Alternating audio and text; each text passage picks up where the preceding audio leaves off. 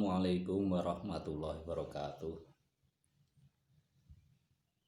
Bagaimana kabarnya anak-anak hari ini? Kita berjumpa lagi dalam pelajaran bahasa Indonesia bersama guru kalian. Siapa? Masa lupa? Pak Eka Sutirta. Siapa? Pak Eka Sutirta. Masa lupa. Kali ini kita akan belajar bahasa Indonesia, yaitu mempelajari tentang bab menyimpulkan informasi laporan percobaan. Perlu kita ketahui bahwa menyimpulkan informasi laporan percobaan itu akan lebih mudah jika informasi dari laporan percobaan tersebut jelas dan lengkap. Supaya jelas dan lengkap, kita perlu membuat catatan informasi. Kita catat informasi yang ada di situ, ya. Kita perlu catatan informasi. Sedangkan kejelasan informasi itu sangat berkaitan dengan hal-hal. Apa itu hal-hal? Berkaitan dengan kualitas pernyataan umum yang ada. Pernyataan umum yang ada dalam laporan percobaan itu, bagaimana kualitas pernyataannya, pernyataan umumnya, kemudian juga urutan pendeskripsian atau cara pembagian uraian. Bagaimana cara pembagian uraian? Dan tidak kalah pentingnya, unsur kebahasaan harus diperhatikan. Baik itu tata bahasa, kata, dan kalimat. Untuk lebih jelasnya, mari kita ikuti tayangan berikut ini. Baiklah, kita lanjutkan, kita ulangi menyimpulkan informasi laporan percobaan, ya. Menyimpulkan informasi laporan percobaan itu lebih mudah jika informasinya jelas dan lengkap, sehingga perlu membuat catatan informasi lebih dahulu. Kemudian kejelasan informasi teks laporan itu berkaitan dengan apa? Berkaitan dengan kualitas pernyataan umum yang ada, juga berkaitan dengan cara pengurutan deskripsi atau cara pembagian uraiannya. Nah, itu pengaruh. Intinya apa? Intinya struktur teks sangat berpengaruh terhadap kejelasan informasi. Dan yang ketiga, tidak kalah pentingnya, unsur kebahasaan harus diperhatikan, baik tata bahasa, kata maupun kalimatnya. Nah, sekarang langkah menyimpulkan informasi dalam laporan percobaan. Yang pertama, bacalah dengan seksama laporan percobaan tersebut. Nah, yang kedua, catat setiap informasi yang terdapat dalam laporan percobaan tersebut. Ingat unsur 5W plus 1H. 3. Berdasarkan informasi tersebut, simpulkan informasi dari laporan percobaan tersebut. 4. Pilih kosakata, kata baku, dan susun dengan gaya kalimatmu sendiri, ya. Ingat, tetap gunakan kalimat efektif dan kosakata baku. Nah, kita cari contoh. Bacalah dengan seksama laporan percobaan berikut. Ya. Contoh 1 ini. Venus adalah planet dalam sistem tata surya kita. Venus besarnya sama dengan bumi. Venus adalah planet. Warnanya oranye, kekuningan dengan beberapa kehitaman. Venus merupakan planet kedua dari matahari antara Merkurius dan bumi. Venus mengedari matahari selama 235 hari bumi. Venus berotasi sekali setiap 244 hari bumi. Venus sangat tua dan berbatu, langitnya oranye dengan kilatan cahaya petir. Nah, tulisan dengannya double, nah, keliru. Telaah contoh 1 itu, pernyataan umum pada laporan tersebut sudah mengklasifikasi Venus sebagai salah satu planet di tata surya kita, berarti cukup jelas informasinya. Akan tetapi pengurutan penggambaran Venus masih belum baik, nah, berarti mempengaruhi kejelasan informasi. Contoh 2 kita bandingkan dengan contoh ini. Kelelawar merupakan mamalia. Mereka satu-satunya mamalia yang dapat terbang.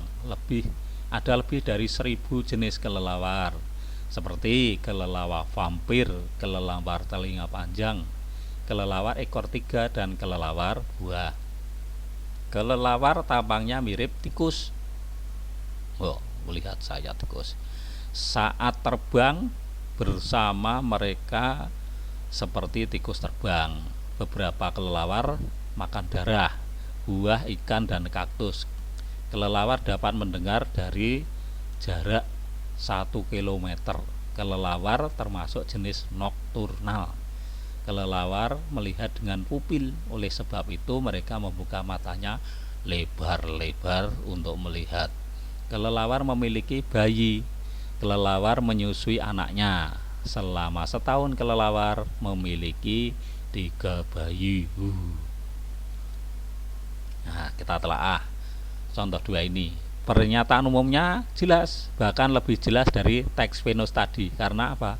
Cara pembagian orangnya lebih rinci, yaitu diuraikan berdasarkan pembagian dari aspek penampilan, kebiasaan makan, kapasitas atau kemampuan kelelawar, serta cara perkembangbiakannya, atau dikatakan struktur teksnya lebih baik. Jadi contoh 2 lebih baik, lebih jelas, sehingga contoh teks 2 ini lebih jelas daripada teks 1 tadi. Mana yang lebih jelas, teks 1 dengan teks 2? Lebih jelas teks 2. Sekarang contoh 3 ini 3, tulisannya 2 ganti 3. Contoh 3, semua kehidupan di Antartika adalah di dalam laut. Di kedalaman laut biru ada jaringan makanan. Pertama ada kehidupan plankton, fitoplankton, 2 bentuk kehidupan yang sangat kecil, mikroskopik dan diatom di dasar rantai makanan. Bentuk kehidupan kecil tersebut merupakan bagian dari kelas produsen primer, dan seterusnya. Nah, baca sendiri ya. Baca sendiri. Nah, udah kita baca sampai habis contoh 3 ini. Kemudian telah contoh 3 ini, kedua teks tersebut menggunakan cara pendeskripsian yang kurang lebih sama dengan teks kedua tadi. Perbedaannya apa? Hanya terletak pada objek yang dideskripsikan. Pada teks laporan tentang kelelawar, pendeskripsian bersifat lebih spesifik karena menyangkut satu spesies. Sementara pada laporan tentang rantai makanan di Antartika, laporannya lebih umum atau meluas karena menyangkut tentang proses atau beberapa spesies. Sehingga teks 2 lebih jelas daripada teks 1. Tapi teks 3 lebih lengkap daripada teks 2. Nah, teks 3 dibandingkan teks 2 lebih jelas mana? Jelas teks 2. Mana yang lebih lengkap? Teks 3. Agar lebih detail pemahaman kita terhadap teks laporan, mari kita cermati atau kita buat catatan informasi dari ketiga teks tersebut dengan mengisi kolom berikut. Nah, ini diisi laporan tentang Venus. Nanti dicatat. Catatan informasi gunakan kata atau frasa benda nomina. Seperti contohnya ini. Venus adalah planet dalam sistem tata surya kita. Catatan informasi pengertian planet Venus. Venus sama besarnya dengan bumi. Catatan informasi ukuran planet Venus. Nanti dilanjutkan sendiri. Ini nanti masuk tugas ini ya, masuk tugas.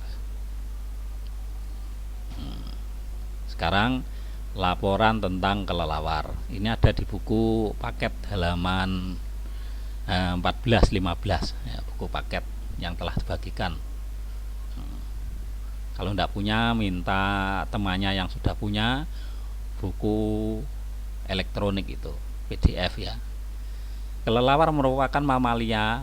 Catatan informasi apa? Terus diisi sampai habis ya. Kemudian teks laporan tentang rantai makanan di Antartika sampai habis itu diisi semuanya. Nah, ini lanjutannya diisi. Nah, sekarang apakah manfaat catatan informasi tersebut? Kalau sudah kita kerjakan, catatan itu fungsinya apa?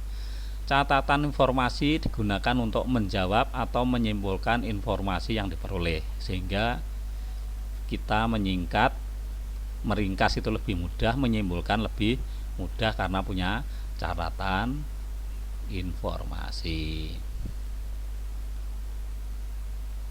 Tugas sekarang ya, tugas. Tidak usah takut dengan tugas. Tugas saya itu gampang-gampang, mudah.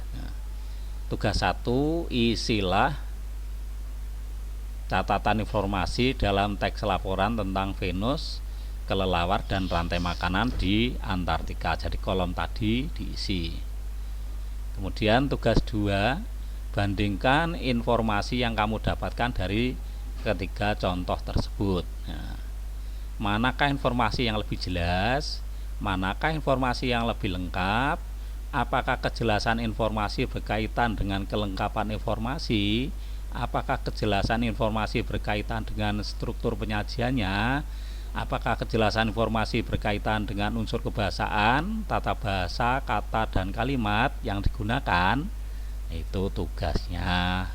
Jelaskan, dicatat, dijawab di lembaran.